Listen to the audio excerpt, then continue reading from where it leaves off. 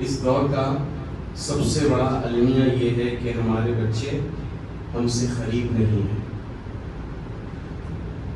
ہم نے جو ایجوکیشن سسٹم کو فالو کیا ہے اور بنایا ہے، اس ایجوکیشن سسٹم سے بچے ماں باپ سے دور رہنا سیکھ رہے ہیں۔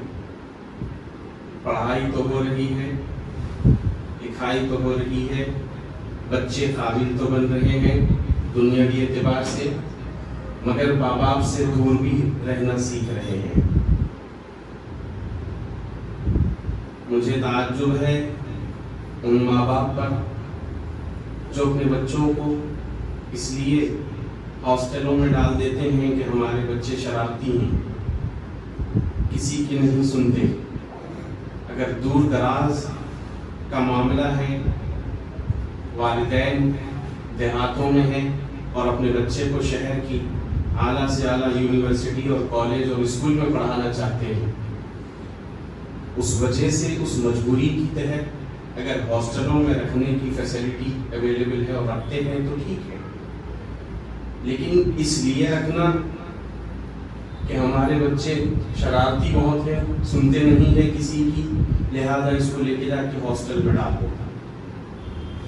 تو مجھے حیرت ہے ان ماں باپ پر کہ جو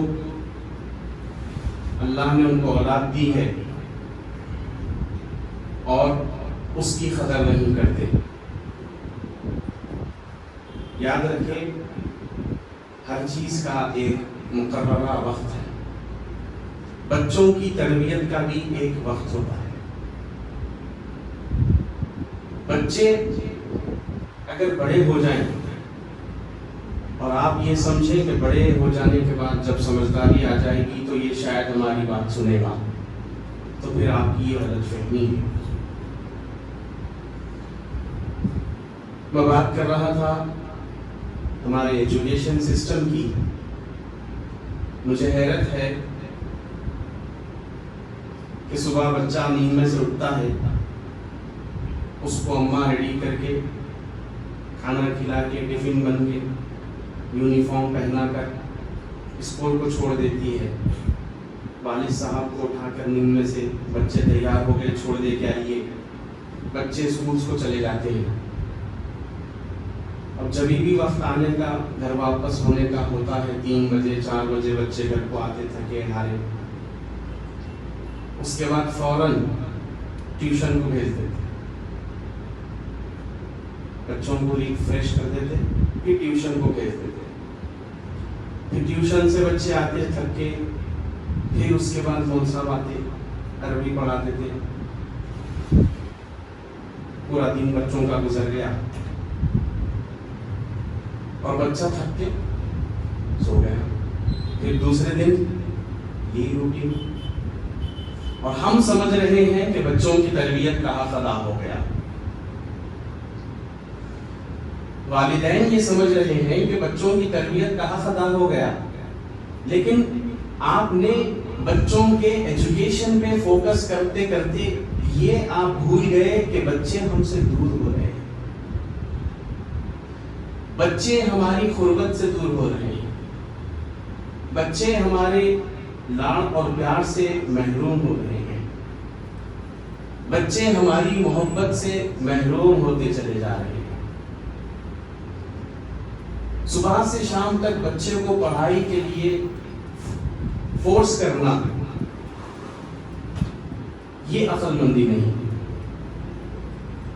گدھوں کی طرح پہلے زمانے میں گدھوں پر مار ڈال کر وزن لاد دیتے تھے اور گدھے چلتے چلے جاتے، گدھوں کو اپنی منزل کا پتہ نہیں، جہاں مالک لے کے جانا چاہے مالک لے کے چلا جاتا ہے۔ آج بچوں کا بھی یہی حال ہو گیا اسکولز میں، ان کے کاندھے جتنا وزن نہیں اٹھا سکتے، اس سے 2 گنا زیادہ وزن ان کے اوپر لاد دیا جاتا ہے اور ان کو فورس کیا جاتا ہے۔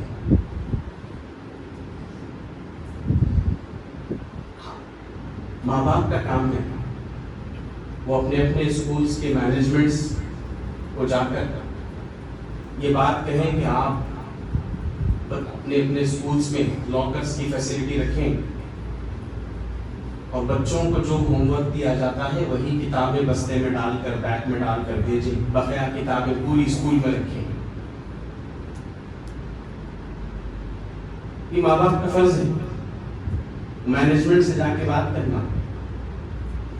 تربیت کا مطلب پڑھا دینا اور لکھا دینا نہیں ہے، ہمیشہ خیال رکھیں. تربیت کا مطلب ہے اس کو نکھارنا، بچے کو سنوارنا اور نکھارنا، اپنے رنگ میں اس کو ڈھال دینا. یہ تربیت کا مقصد ہے. اور تربیت کا مقصد اس وقت پورا ہوگا جب ہم اپنے بچوں کو وقت دیں گے. اپنے بچوں کو ہم جب ٹائم دیں گے، وقت دیں گے، اسی وقت تربیت کا مقصد پورا ہوگا. فرض کریے آپ نے کاروبار ڈال دیا، آپ نے ایک دکان کرائے پر حاصل کر لی اور اس کے اندر آپ نے جو بھی آپ کاروبار کرنا چاہتے ہیں اس کا آپ نے مال بھر دیا، اور اب آپ شٹر اٹھا کے چھوڑ دیے اور جا کے گھر میں بیٹھ گئے. کاروبار ہوگا؟ نہیں ہوگا. آپ کو دکان پہ بیٹھنا ہوگا، آپ کو وقت دینا پڑے گا. اگر آپ کو کاروبار سے منافع کمانا ہے، کاروبار کرنا ہے اور جمانا ہے، آپ کو وقت دینا پڑے گا. اور اگر صرف آپ گھر میں بیٹھ کے یہ سوچیں گے کہ میں نے تو میرا فرض ادا کر دیا، انویسٹمنٹ کرنا تھا میں نے انویسٹ کر دیا، دکان لینا تھا میں نے دکان لے لیا، مال بھرنا تھا میں نے مال بھر دیا، اب کسٹمرز خود آئیں گے، ایسا تھوڑی نہ ہوگا. آپ کو بیٹھنا ہوگا.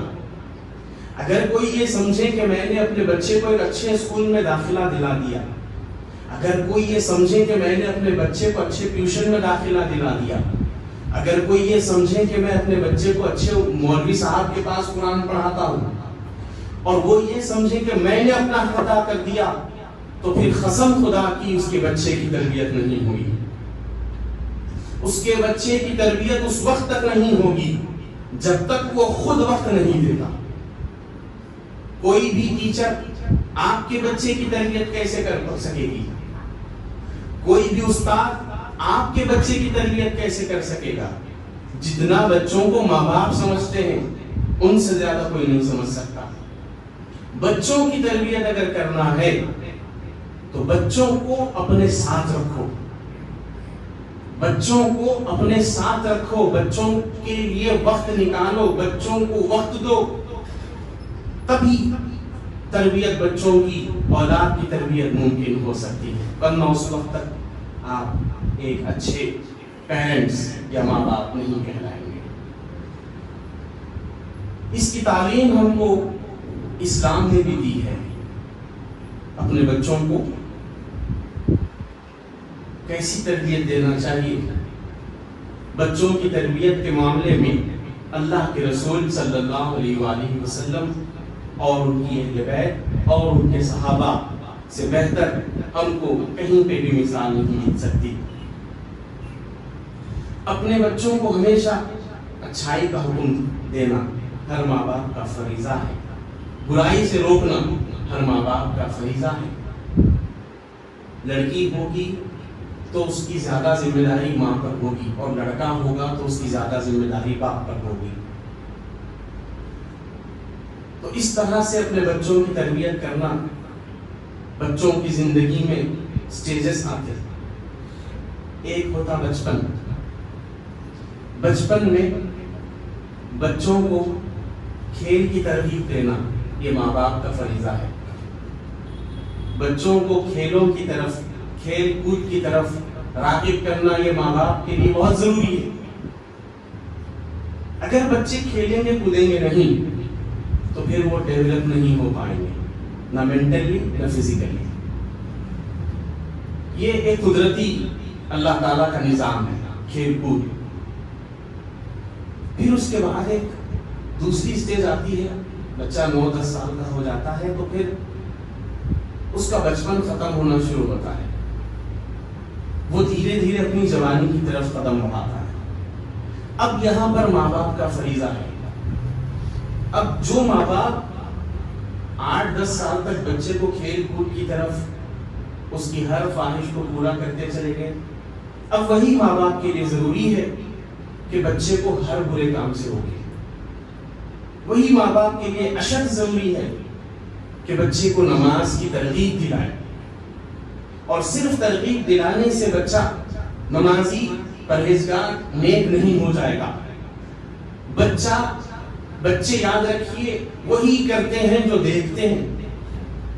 بچے وہی کرتے ہیں جو دیکھتے ہیں. اگر ماں باپ نمازی پرہیزگار ہیں تو بچے دیکھ کر نمازی پرہیزگار بنیں گے. اگر ہم خود نماز نہیں پڑھیں گے اور بچوں سے کہیں گے کہ نماز پڑھو، تو وہ اگرچہ کہ وہ زبان سے نہیں کہہ پائیں گے لیکن دل میں خیال ضرور کریں گے. خود نہیں پڑھتے، ہم کو نماز پڑھنے کے لیے کہتے ہیں. خود تو نماز نہیں پڑھتے، خود تو قرآن نہیں پڑھتے اور ہم کو پڑھنے کی ترغیب دلاتے ہیں. تو یہ خیال آ جائے گا. تو بہتر یہ ہے کہ پہلے خود نمازی بنے، پہلے خود نیکوکار بنے، پھر اپنے بچوں کی طرف کو نیکیوں کی طرف ترغیب دلائیں. تب جا کے تربیت ممکن ہو سکتی ہے. یہ بات میں نے رسول اللہ صلی اللہ علیہ وآلہ وسلم کی ایک حدیث شریف کی روشنی میں آپ کے سامنے عرض کی ہے.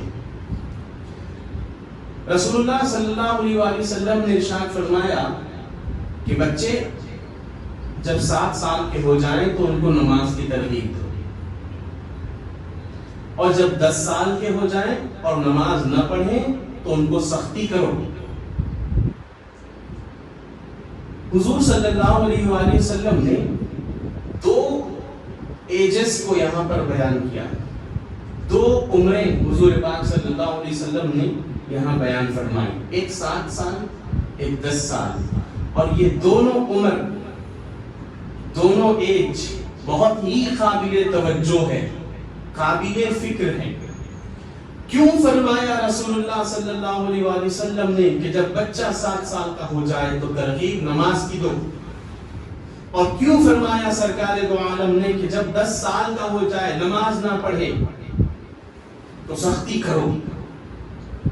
اس کا مطلب کیا ہے کہ حضور نبی کریم صلی اللہ علیہ وآلہ وسلم کی ہر بات میں حکمتیں پوشیدہ ہوتی ہیں.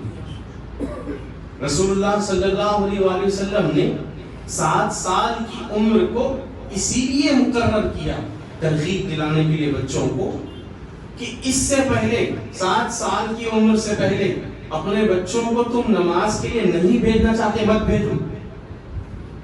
اپنے سینے سے لگا کے رکھو، اپنے قریب رکھو، اپنے بچوں کو اپنے سینے سے لگا کے رکھو، ان سے بے پناہ محبت کرو. 7 سال تک تو حضور نے نماز کے لیے بھی حکم نہیں فرمایا. 7 سال تک اپنے بچوں کو اپنے سینے سے لگا کے رکھو. حکمت یہی ہے 7 سال کو مقرر کرنے کی کہ اپنے بچوں کو خوب چاہو، اپنے بچوں سے خوب محبت کرو، خوب شفقت دو، اتنا پیار دو، اتنا لاڈ دو کہ تمہارے بچے تمہارے سوا کسی اور کے نہ ہو جائے. نہ ان کو کسی دوست کی حاجت پیش آئے، نہ کسی باہر والے کی حاجت پیش آئے. اتنا پیار دو، اتنا چاہو، اپنی محبت ان کے اندر منتخب کرو. ان 7 سالوں میں ان کی محبت تو ہمارے دلوں میں وہ پیدا جب سے ہوئے تب سے لے کر ہے، لیکن اپنی محبت یعنی والدین کی محبت بچوں کے اندر منتقل کرنے کا بہترین وقت شروع کے 10 سال ہے. اسی لیے حضور نے فرمایا کہ 7 سال کے بعد نماز کی ترغیب دلاؤ، اس سے پہلے نہیں. اس سے پہلے کیا؟ اپنے سینے سے لگا کے رکھو، قریب رکھو اپنے بچوں کو، چاہو، ان سے محبت کرو، ان کے دلوں میں اپنی محبت منتقل کرو. حضور پاک صلی اللہ علیہ وآلہ وسلم کی ہر بات میں حکمتیں پوشیدہ ہیں. حضور کی کوئی بات حکمتوں سے خالی نہیں. پھر 7 سال کے بعد حضور نے یہ نہیں فرمایا کہ 1 سال اس کو نماز کی ترغیب دلاؤ، جب 8 سال کا ہو جائے اور نماز نہ پڑھے تو سختی کرو. نہیں فرمایا. 10 سال فرمایا حضور نے. 10 سال کا جب ہو جائے یعنی 7 سال سے بچے کو صرف پیار سے بولو، محبت سے بولو، ساتھ لے کے جاؤ ہاتھ پکڑ کے نماز کے لیے، محبت سے اپنے بچے کے ساتھ نماز پڑھو۔ گھروں میں پڑھ رہے ہیں سنتیں یا نوافل تو بچوں کو ساتھ لے کے پڑھو۔ وضو کرنے کے لیے جا رہے ہیں تو بچوں کو ساتھ لے کے جاؤ، بیٹے دیکھو وضو میں پہلے ایسے کیا جاتا ہے، وضو میں پہلے وہ کیا جاتا ہے، اسے تربیت کہتے ہیں۔ بچے جو دیکھتے ہیں وہ اڈاپٹ کرتے ہیں۔ بازو ٹھہرا لینا گھر میں جب نمازیں پڑھتے سنتیں نوافل بچوں کو، بازو ٹھہرا لے کے نماز پڑھنا بچے دیکھ دیکھ کے کرتے ہیں۔ پہلے کی خواتین بچوں کی تربیت کے معاملے میں اتنی زیادہ کوشاں رہا کرتی تھیں، خواتین بھی پاکیزہ ہوا کرتی تھیں، مرد بھی پاکیزہ ہوا کرتے تھے۔ آج بھی اللہ ماشاءاللہ کچھ گھروں میں خواتین اتنی پاکیزہ ہیں کہ ان کے گھر والوں کے سوا ان کی آوازوں کو باہر والوں نے کبھی نہیں سنا۔ ایسی بھی بہت خواتین ہیں الحمدللہ۔ تو پہلے کی مائیں اپنے بچوں کی تربیت میں اتنی کوشاں رہا کرتی تھی کہ جب بھی اپنے بچے کو کھانا کھلانے کی باری آتی تو بچے سے پہلے قرآن کا سبق سن لیتے، پہلے ان کو قرآن پڑھایا کرتی تھیں۔ بیٹے تم قرآن کا یہ سبق یاد کر کے مجھے سناؤ، تم سبق سناؤ گے کھانا ملے گا۔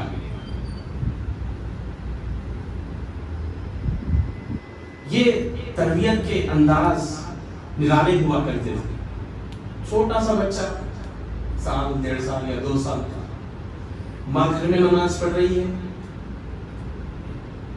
جا نماز بچھا کر، اور بچہ کھیلتا ہوا ماں کے پاس آ گیا، ماں نماز سجدے میں گئی، بچے نے ماں کو دیکھا اور سجدہ کر دیا۔ اس کی زندگی کا پہلا سجدہ بچے کا ماں کے ساتھ۔ اب ماں کی آنکھیں بھر آئے گی، پورے خاندان میں ڈنڈورا پیٹے گی، آج میرے بچے نے نماز پڑھی۔ پہلے کی مائیں پورے خاندان میں ڈنڈورا پیٹا کرتی تھی، بچہ میرے ساتھ سجدہ کرا۔ اماں کے گھر کو جا کے امی آپ کو معلوم آج کیا ہوا؟ میرے ساتھ انہیں سجدہ کرا، نماز پڑھا۔ پہلے کی مائیں اور آج کل کی مائیں جب اپنے مائکے کو جاتی ہے تو وہ اپنے بچے کی تعریفیں سناتی ہے۔ امی آپ کو معلوم پورے 3 گھنٹے فون میں رہا، آپ کو معلوم ایسا کرا دیکھو، آپ کو معلوم ویسا کرا دیکھو، ان کو ایسی گالی دیا دیکھو، ان کو ایسا بولا دیکھو۔ اور بچوں کو لوگ گالیاں دلا دلا کے خوش ہوتے ہیں، اس کی چھوٹے منہ سے اچھے دکھ رہے گالیاں۔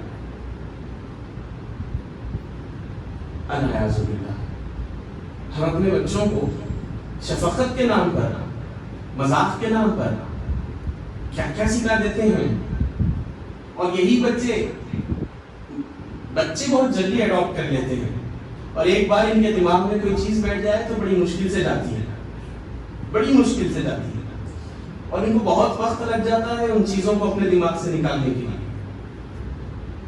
کیونکہ ان کا دماغ ہم سے 10 گنا زیادہ تیز دوڑ رہا ہوتا ہے بچپن میں، بہت جلدی اڈاپٹ کر لیتے ہیں بچے کوئی بھی چیز کو۔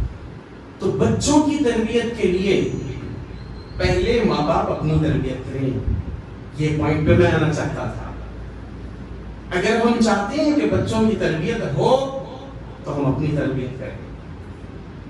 گھروں میں جو زبان استعمال ہوتی ہے اس زبان کو بدلیں،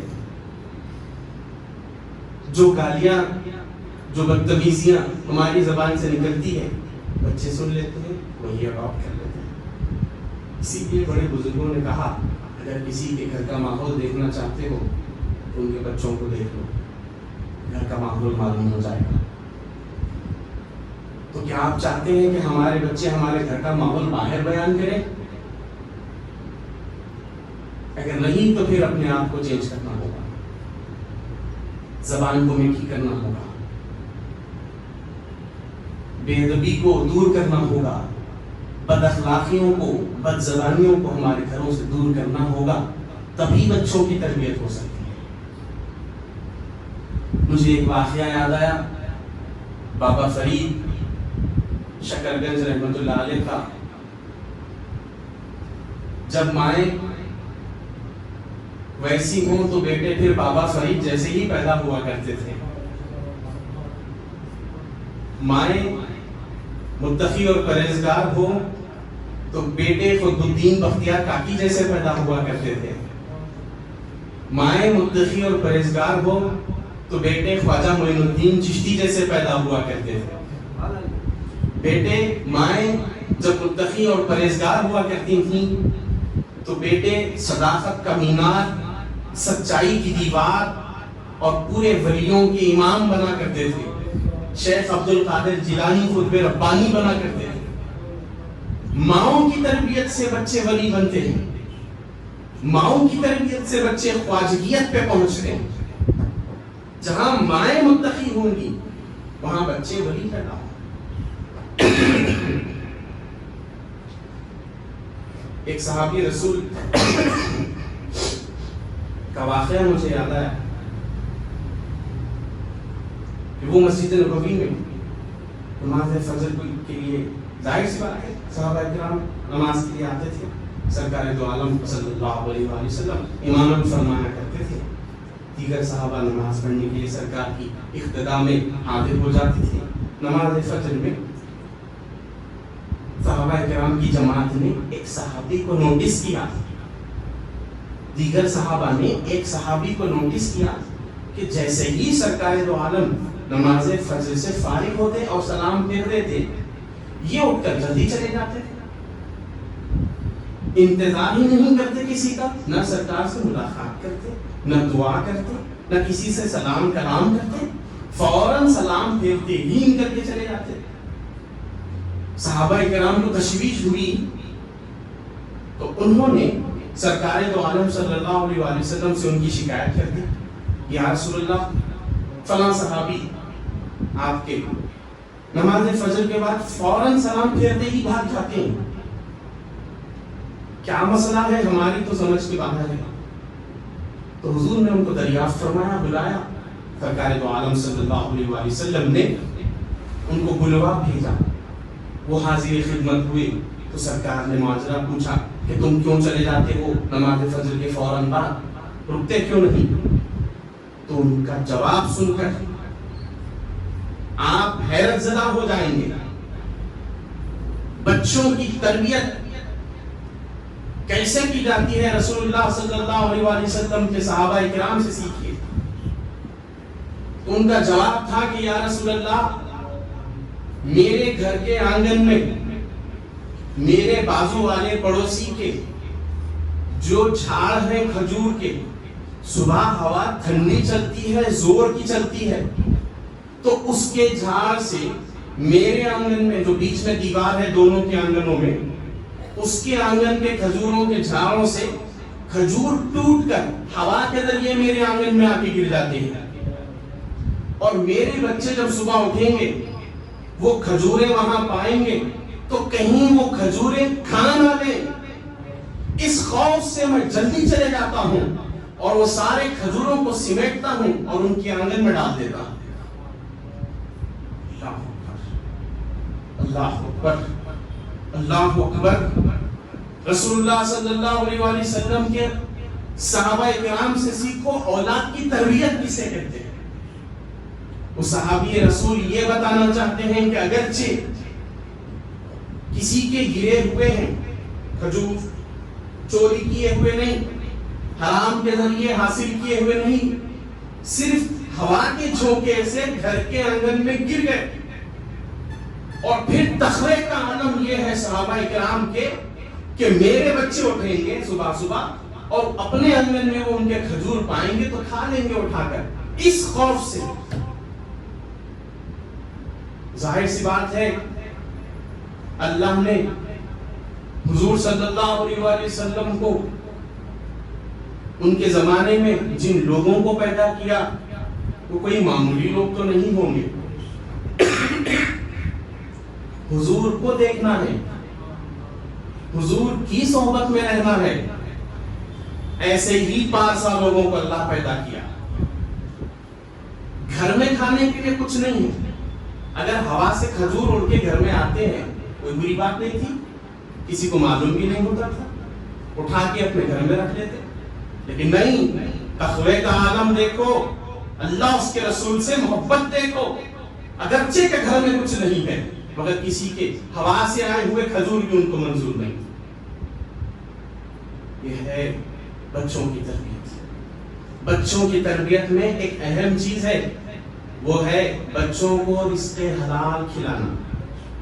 اگر کوئی حرام ذرائع کے ذریعے پیسے کما کر وہی پیسوں سے بچوں کا پیٹ بھرے گا تو پھر بچوں کی تربیت کسی بھی طریقے سے ممکن نہیں ہو سکتی, کیونکہ پیٹوں میں بچوں کے حرام کا لقمہ چلا گیا. جب بچوں کے پیٹ میں حرام کا لقمہ جائے گا تو پھر اس پر کسی بھی قسم کی تربیت اثر نہیں کرے گی. تو ضروری ہے کہ بچوں کو جب بھی غذا کھلاؤ تو غذا میں سود شامل نہ ہو, مٹی کا کاروبار نہ ہو, حرام کا کاروبار نہ ہو, کسی کا لوٹا ہوا نہ ہو, کسی کا چوری کیا ہوا نہ ہو, کسی کا ہڑپا ہوا نہ ہو, اور کسی کے حق مار کر اپنے لیے رکھ لیا گیا ہوا مال نہ ہو. ان تمام حرام چیزوں سے اپنے آپ کو بھی بچائیں اور اپنے بچوں کو بھی اس سے بچائیں. اولاد کی تربیت کے معاملے میں بہت کچھ میں آپ کو سنا سکتا ہوں, لیکن وقت مجھے اجازت نہیں دے رہا ہے. اللہ تعالیٰ ہم سب کو کہنے اور سننے سے زیادہ